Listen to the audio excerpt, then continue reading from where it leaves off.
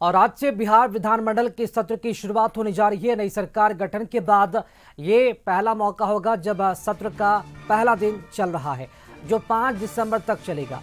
आज विधानसभा की कार्यवाही की शुरुआत नवनिर्वाचित सदस्यों की शपथ ग्रहण से होगी।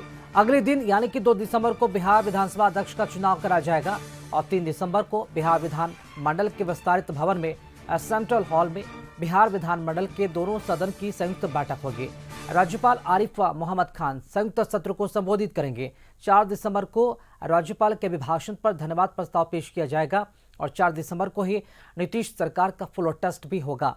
सत्र के अंतिम दिन 5 दिसंबर को नीतीश सरकार सदन में द्वितीय अनुपूरक बजट पेश करेगी और यही सबसे महत्वपूर्ण दिन भी माना जा रहा है। और इस दिन व्यय विवरणी पर बहस, मतदान और विनियोग विधेयक पारित भी किया जाएगा।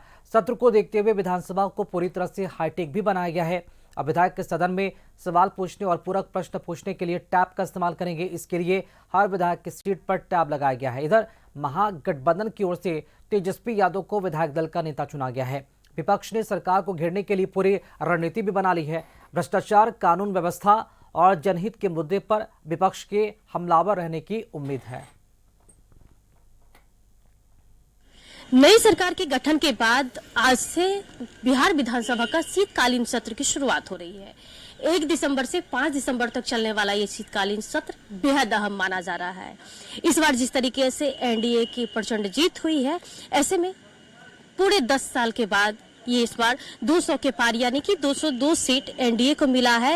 विपक्ष इस बार कमजोर साबित हो रहा है, यानी कि विपक्ष से 35 सीट आए हैं और ऐसे में इन लोगों का जो मुद्दा है वो मुद्दा लेकर के आएंगे, लेकिन जिस अंदाज में आते थे वो अंदाज, वो क्लेवर इस बार देखने को मिलेगा या नहीं, ये तो थोड़ी देर के बाद स्पष्ट हो जाएगा। लेकिन ये शीतकालीन सत्र इस वक्त हमारी मौजूदगी बिहार विधानसभा में ही है और हम आपको यहाँ की जो है वो तस्वीरें दिखाने की कोशिश कर रहे हैं कि थोड़ी देर में जो है वो सत्र की शुरुआत होगी। आज पहला दिन है, ऐसे में जो नए विधायक आए हैं, चुनकर आए हैं, उन लोगों का आज शपथ ग्रहण समारोह है।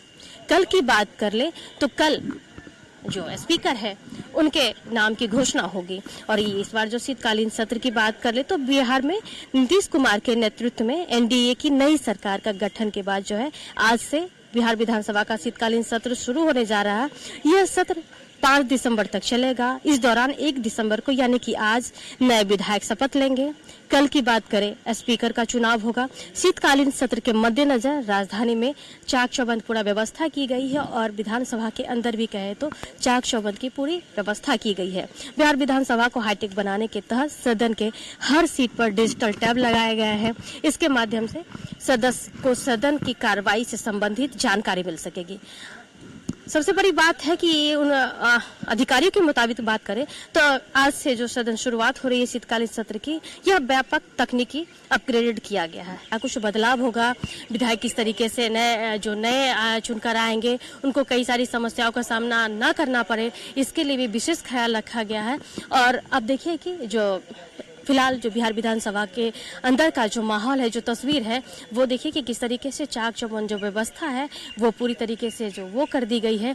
मीडिया के लिए अलग व्यवस्था किए गए हैं। पुलिस के लिए जो है ये जहां अमूमन यहाँ पर पत्रकारों के लिए लगाया जाता था, अब यहाँ पे पुलिस फोर्स यहाँ पे रहेंगे। पत्रकारों के लिए अलग जो है वो मीडिया से लगाया गया है। तो ये इस बार थोड़े जो बदलाव है वो इस बार थोड़े अलग देखने को मिले।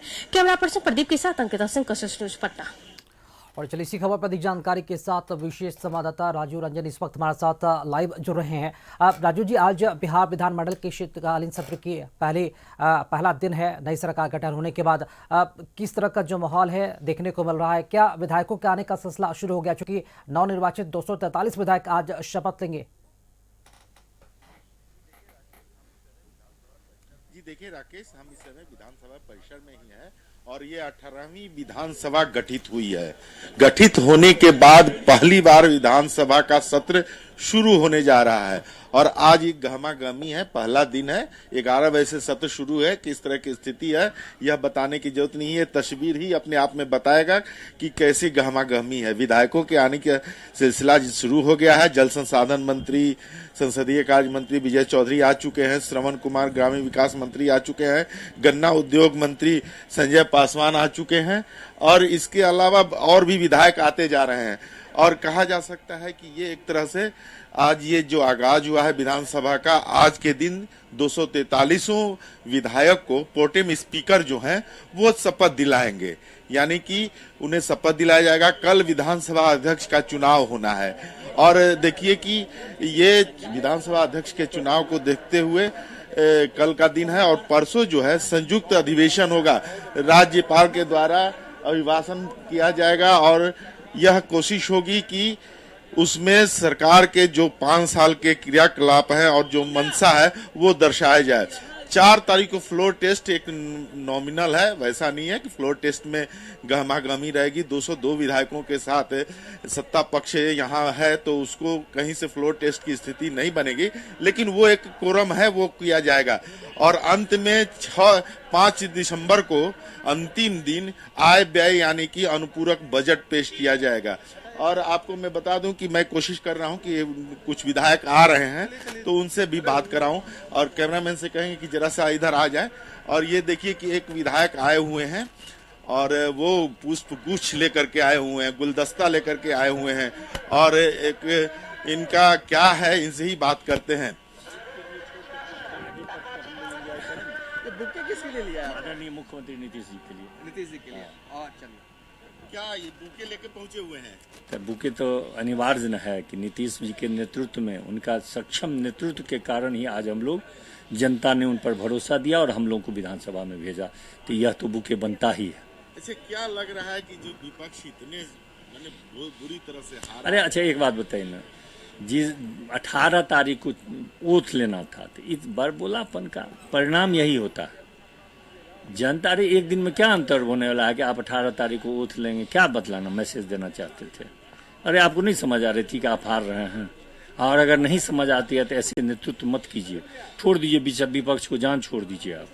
कल विधानसभा अध्यक्ष का चुनाव, क्या लग रहा है किनका है? सब कुछ ठीक ठाक होगा, सब कुछ ठीक होगा, चिंता नाम है आपके हिसाब से? नहीं, सब ठीक होगा, सब ठीक होगा।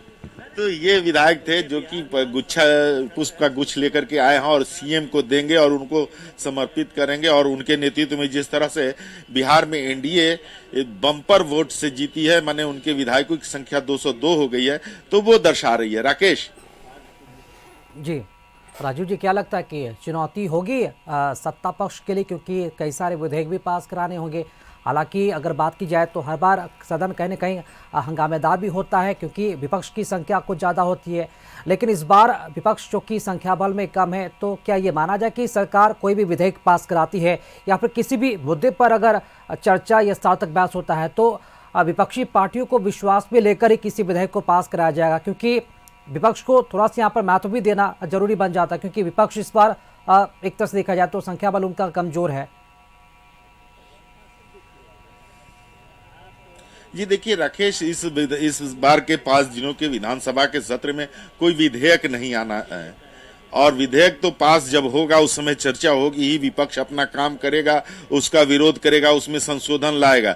लेकिन संख्या के जो आंकड़े हैं उस हिसाब से विपक्ष को उसमें कोई लाभ नहीं आएगा, चाहे उनकी बात नहीं रखी जाएगी। हाँ, वो जनता के मुद्दे पर विधानसभा में हंगामा कर सकते हैं और कोशिश करेंगे कि उनकी बात सुनी जाए, नहीं सुनी जाएगी तो वो वॉकआउट करेंगे। लेकिन इन 5 दिनों के विधानसभा सत्र में कोई विधेयक नहीं है। पहले दिन 243 विधायकों को प्रोटेम स्पीकर नरेंद्र नारायण यादव द्वारा शपथ दिलाया जाएगा। 2 तारीख यानी कि कल जो है वहां अध्यक्ष का चुनाव होगा। 3 तारीख यानी संयुक्त अधिवेशन होगा विधानमंडल का और उसमें राज्यपाल के द्वारा अभिभाषण होगा और 4 तारीख को उस अभिभाषण पर वाद विवाद होगा और स्थिति बनेगी तो फ्लोर टेस्ट होगा। हालांकि वो स्थिति नहीं है, फ्लोर टेस्ट की कहीं संभावना नहीं दिख रही है, लेकिन वो दिन एक तय है कि फ्लोर टेस्ट होगा। और अंतिम दिन अनुपूरक बजट, यानी कि 3 महीने से चूंकि सरकार जो है एक तरह से भंग थी और वो चुनाव में चली गई थी, तो वैसी स्थिति में 3 दिनों का जो बजट है और ये अनुपूरक बजट आएगा। तो ये एक तरह का प्रोसेस है और इस बार के इस विधानसभा के सत्र में कोई भी विधेयक पास नहीं होगा। एक बात और, चूंकि आज नामांकन होना है स्पीकर को लेकर, कुछ कंफर्मेशन देखने को मिल रहा है कि नामों को लेकर क्या कोई मुहर लग पाई है? आज कौन नामांकन कर सकते हैं स्पीकर के पद को लेकर, किस पार्टी से होंगे ये? जी देखिए, 2-3 नाम ऐसे हैं। मुख्य नाम तो प्रेम कुमार का आ रहा है, और प्रेम कुमार के देखिए ये काफिला, ये सम्राट चौधरी आ चुके हैं। ये देखिए कि सम्राट चौधरी डिप्टी सीएम जो हैं वो पहुंचे हैं अभी विधानसभा सत्र में हिस्सा लेने के लिए, और सामने में यह देखिए कि किस उनके आने के साथ ही गहमागमी बढ़ गई है, क्योंकि अब इसके बाद मुख्यमंत्री को आना है। तो वैसी स्थिति में देखिए कि अब ये देखिए सम्राट चौधरी को पुष्प गुच्छ देकर कुछ विधायक हैं वो उन्हें वेलकम कर रहे हैं, स्वागत कर रहे हैं। तो ये कहा जा सकता है कि अब वो गहमागमी शुरू हो गई है। अब थोड़ी ही देर में विधानसभा का सत्र शुरू होगा और शपथ ग्रहण समारोह शुरू होगा, लेकिन उसके पहले जो सत्ता पक्ष के विधायक हैं वो सम्राट चौधरी का स्वागत कर रहे हैं पुष्पगुच्छ से, माला से। राकेश जी, विपक्षी विधायकों की मौजूदगी दिख रही है वहां पे, राजीव जी? नहीं, विपक्ष के विधायक अंदर चले जा रहे हैं डायरेक्ट, चूंकि उनकी संख्या कम भी है।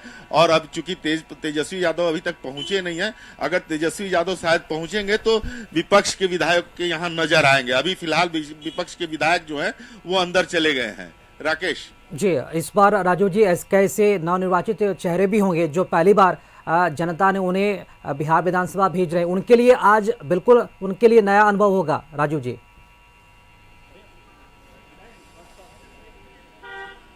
जी हाँ, नवनियुक्त विधायक भी होंगे। देखिए ये एक विधायक जा रहे हैं, हालांकि बात करने से इन्होंने परहेज किया है, चूंकि नए हैं, पहली बार जीत करके आए हैं, तो वो कोशिश मैंने मीडिया फेस करने में थोड़ा सा इसकी चाहत है।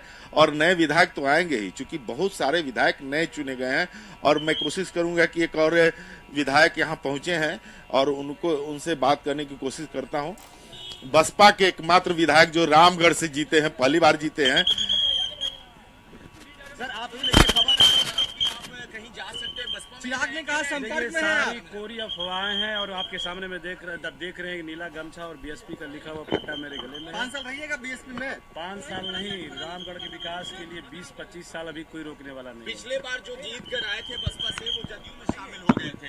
तो मंत्री हर देखिए ये सारी चीजें तो हर दल में लागू है, हर दल के लोग।